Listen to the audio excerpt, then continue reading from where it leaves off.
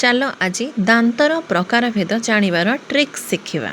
ଚାରି ପ୍ରକାର ଦାନ୍ତର ପ୍ରକାରଭେଦ କିପରି ଜାଣିବା ସେ ଟ୍ରିକ୍କୁ ଜାଣିବା। ଚାଲ ଭିଡ଼ିଓଟିକୁ ଷ୍ଟାର୍ଟ କରିବା।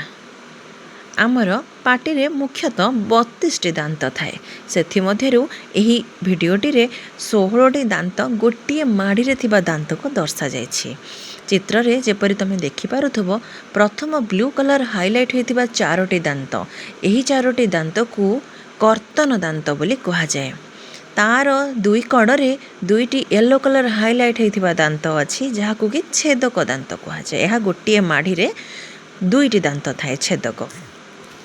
ତା ଚାରିପାର୍ଶ୍ୱରେ ତୁମେ ଦେଖିପାରୁଥିବ ଦୁଇ କଡ଼ରେ 2ଟି ଗ୍ରୀନ୍ କଲର୍ ହାଇଲାଇଟ୍ ହେଇଛି। ଟୋଟାଲ୍ 4ଟି ଦାନ୍ତ ଅଛି, ତାହାକୁ ଚର୍ବଣ ଦାନ୍ତ କୁହାଯାଏ। ତା ଚାରିପାର୍ଶ୍ୱରେ ତୁମେ ଦେଖୁଥିବ ରେଡ୍ କଲର୍ରେ ଏପଟେ 3ଟି ସେପଟେ 3ଟି 6ଟି ଦାନ୍ତ ଅଛି, ଏହାକୁ ପେଷଣ ଦାନ୍ତ ବୋଲି କୁହାଯାଏ। ଏହିପରି ଭାବରେ ଆମର ଗୋଟିଏ ମାଢ଼ିରେ 16ଟି ଦାନ୍ତ ଅଛି। ତାର ଗୋଟିଏ ସୁନ୍ଦର ଟ୍ରିକ୍ ପିଲାମାନେ ଶିଖ। କ ଚ ଛ ପ, କରେ କର୍ତ୍ତନ, ଚରେ ଚର୍ବଣ, ଛରେ ଛେଦକ, ପରେ ପେଷଣ। 4 4 2 6, କ ଚ ଛ ପ 4 4 2 6, ଟୋଟାଲ୍ 16।